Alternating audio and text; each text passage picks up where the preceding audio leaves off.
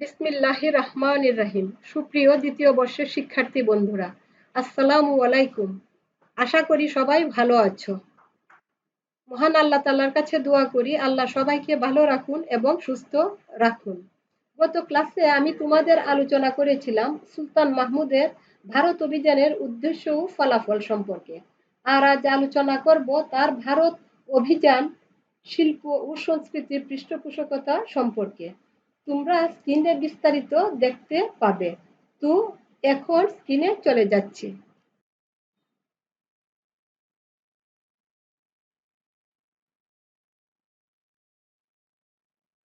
আমি প্রথমে আলোচনা করব সুলতান মাহমুদের অভিযান সমূহ।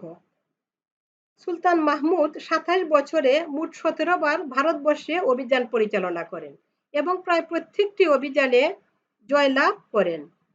প্রতিটি যুদ্ধে জয়লাভের পর তিনি প্রচুর ধনরত্ন সহ স্বদেশে প্রত্যাবর্তন করেন। নিচে তার অভিযানগুলোর সংক্ষিপ্ত বর্ণনা দেওয়া হলো।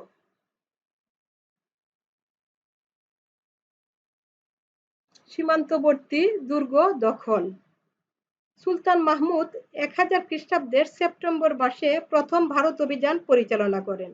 ঐতিহাসিক ফিরিস্তা ও নিজামুদ্দিনের মতে মাহমুদ তার রাজ্যের সীমান্ত নিরাপত্তার উদ্দেশ্যে প্রথম অভিযানে খাইবার পাস সীমান্তের কতকগুলি দুর্গ ও শহর অধিকার করেন। বিজয়ী মাহমুদ এ এলাকা থেকে পর্যাপ্ত ধন সম্পদও লাভ করেন। রাজা জয়পালের বিরুদ্ধে অভিযান। সুলতান মাহমুদ ভারতের দ্বিতীয় অভিযান পরিচালনা করেন পিতৃশত্রু পাঞ্জাবের রাজা জয়পালের বিরুদ্ধে। ঈশ্বরী প্রসাদের মতে ধর্মের পতাকা উচ্চে উত্তোলন, স্বীয় কর্তৃত্ব বৃদ্ধি এবং সত্য, ন্যায় ও সুবিচারের প্রাধান্য প্রতিষ্ঠার উদ্দেশ্যে মাহমুদ ১০০১ খ্রিস্টাব্দে এ অভিযান পরিচালনা করেন। ২৮ নভেম্বর পেশোয়ার যুদ্ধে সুলতান মাহমুদ ও রাজা জয়পালের বাহিনী পরস্পর মুখোমুখি হয়। যুদ্ধে রাজা জয়পাল পরাজিত হন এবং পুত্র এবং নিকটাত্মীয় ও উচ্চ রাজকর্মচারী সহ বন্দী হন। পরে একটি সন্ধি মোতাবেক ২,৫০,০০০ দিনার অর্থ ও অন্যান্য কয়েকটি শর্তে জয়পালকে মুক্তি দেওয়া হলেও পরাজয়ের অপমান ও আত্মগ্লানি সহ্য করতে না পেরে পুত্র আনন্দপালের হাতে রাজ্যভার অর্পণ করে ১০০২ খ্রিস্টাব্দে রাজা রাজ্যপাল জ্বলন্ত অগ্নিকুণ্ডে আত্মাহুতি দেন।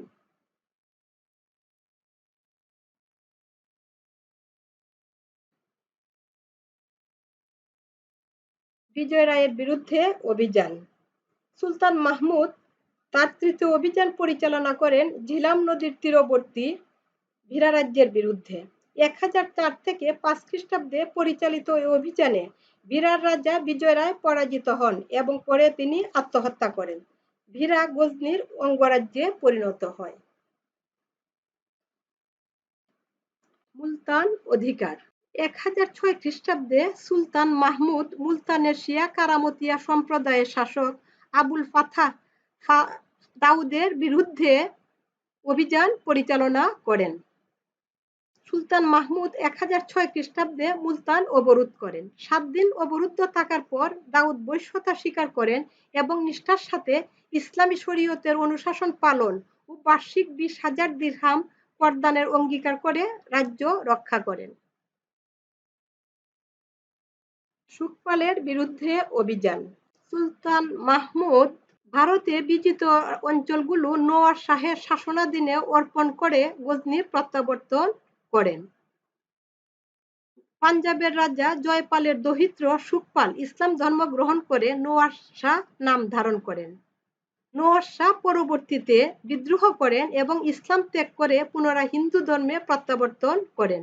সুখপালের এরূপ ধৃষ্টতায় ক্ষুব্ধ হয়ে মাহমুদ ১০০৭ খ্রিস্টাব্দে তার বিরুদ্ধে অভিযান চালিয়ে তাকে পরাজিত করে যাবজ্জীবন কারাদণ্ড প্রদান করেন।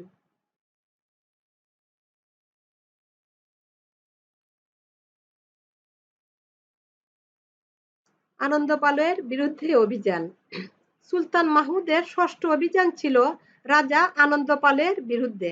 ১০০৮ খ্রিস্টাব্দে এ অভিযান পরিচালনা করা হয়। তুর্কি বাহিনীর প্রবল গতিস্রোত প্রতিহত করা, দেশ রক্ষা এবং স্বীয় স্বাধীনতা নিশ্চিত রাখার লক্ষ্যে রাজা আনন্দপাল উজ্জয়িনী, গোয়ালিয়র, কালিঞ্জর, কনৌজ, দিল্লি ও আজমিরের হিন্দু রাজাদের নিয়ে একটি মহাজোট গঠন করেন। দুর্ধর্ষ খুক্কর জাতীয় মহাজোট সৈন্যদের সাথে যোগ দেয়। পেশোয়ার ও উনদের মধ্যবর্তী স্থানে তুমুল যুদ্ধে শেষ পর্যন্ত সুলতান মাহমুদ বিজয়ী হন।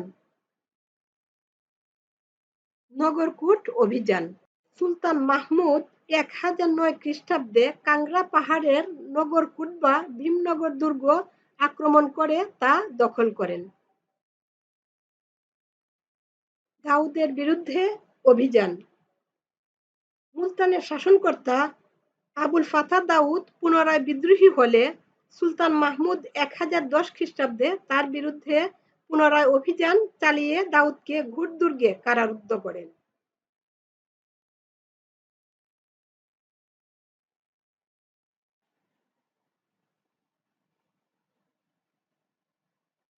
ত্রিলোচন পালের বিরুদ্ধে অভিযান। সুলতান মাহমুদ ভারতে তার নবম অভিযান পরিচালনা করেন রাজা আনন্দ পালের পুত্র রাজা ত্রিলোচন পালের বিরুদ্ধে। 1014 খ্রিস্টাব্দে সুলতান মাহমুদ ত্রিলোচনের বিরুদ্ধে অতর্কিতে আক্রমণ চালালে তিনি পরাজিত হন। থানেশ্বর অভিযান। সুলতান মাহমুদ থানেশ্বরের বিরুদ্ধে তার দশম অভিযান পরিচালনা করেন 1014 খ্রিস্টাব্দে।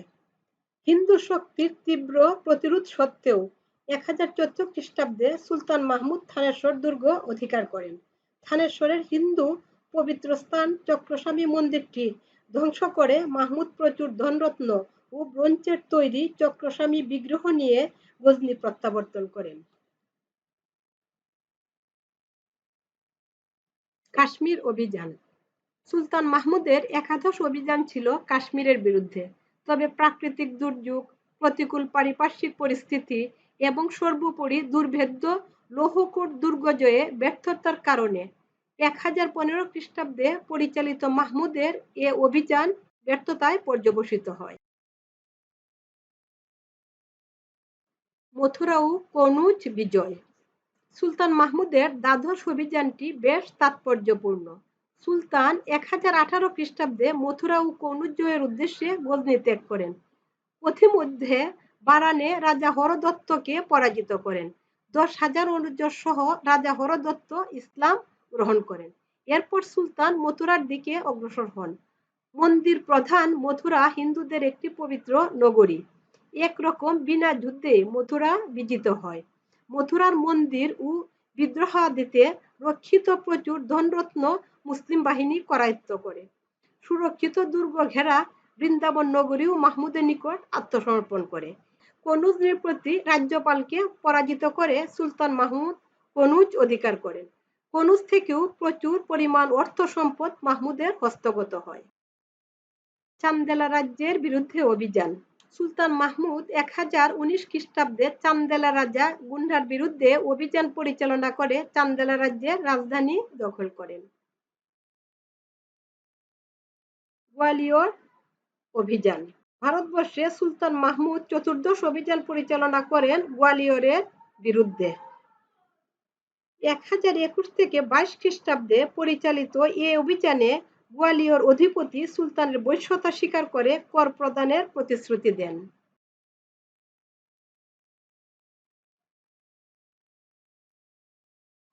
কালিঞ্জর বিজয়।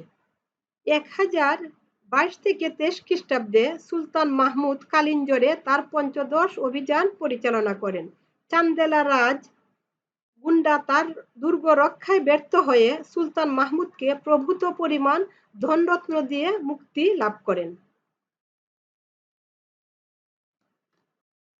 সোমনাথ বিজয়। সুলতান মাহমুদের ভারত অভিযান সমূহের মধ্যে সবচেয়ে গুরুত্বপূর্ণ ও সর্বাপেক্ষা উল্লেখযোগ্য ছিল সোমনাথ মন্দির অভিযান। সোমনাথ মন্দিরটি গুজরাটের চালুক্য রাজ্যের কাথিওয়াড়ের পশ্চিম উপকূলে অবস্থিত। মন্দিরটি ছিল প্রভূত ধন ঐশ্বর্যে পরিপূর্ণ।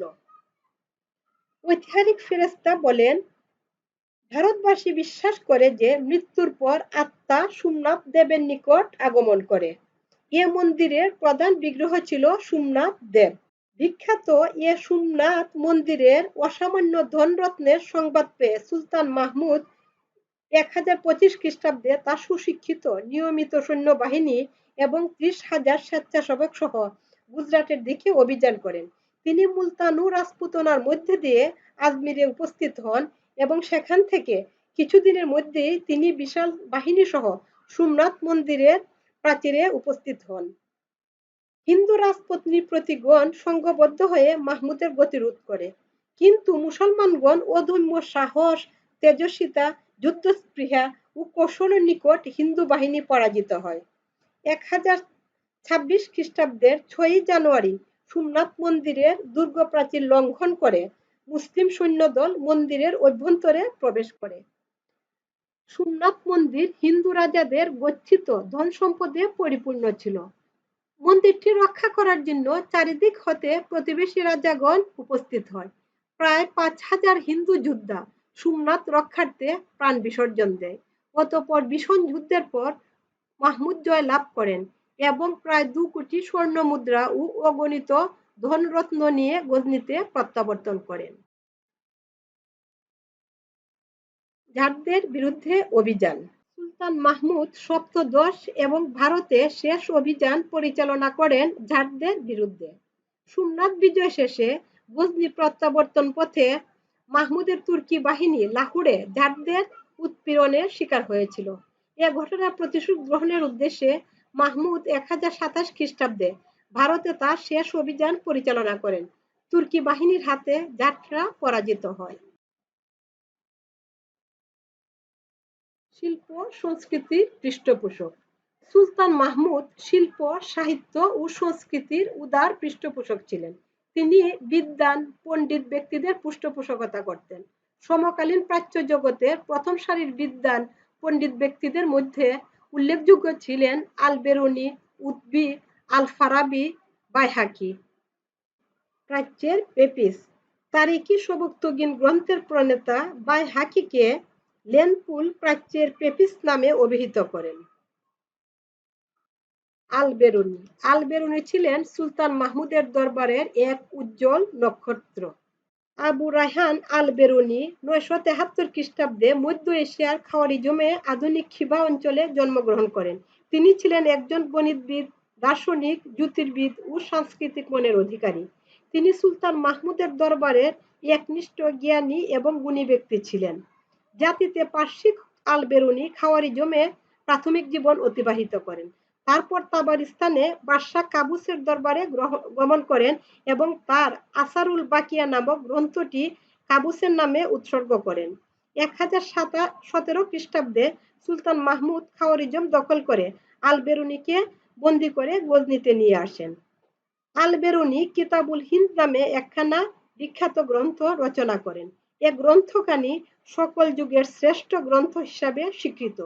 এ গ্রন্থটি 76টি অধ্যায়ে বিভক্ত এবং এতে বিস্তারিতভাবে হিন্দুদের দর্শন, সাহিত্য, আইন, ধর্ম, সামাজিক অবস্থা ও রাজনীতি সম্পর্কে আলোচনা করেছেন।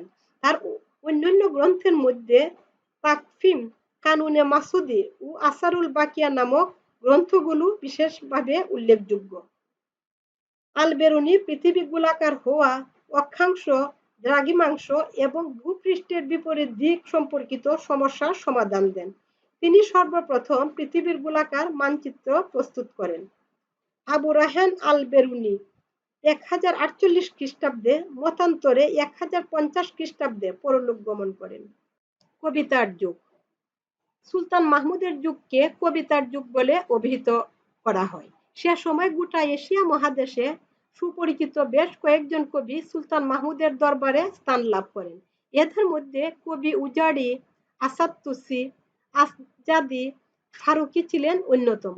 সুলতানের সভাকবি ছিলেন আনসারি। সুলতান তাকে মালিক উস শুআরা উপাধি দিয়েছিলেন। তবে ওই যুগে সবচেয়ে প্রসিদ্ধ কবি ছিলেন আবুল কাসেম ফেরদৌসি।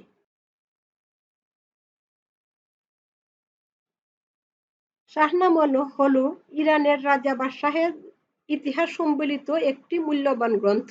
এর রচয়িতা ইরানের তুস নগরের অন্তর্গত মহাকবি ফেরদৌসি। তিনি ছিলেন ফার্সি ভাষার শ্রেষ্ঠ কবি। শাহনামা রচনা করে তিনি প্রাচ্যের ওমর হুমার নামে অভিহিত হন।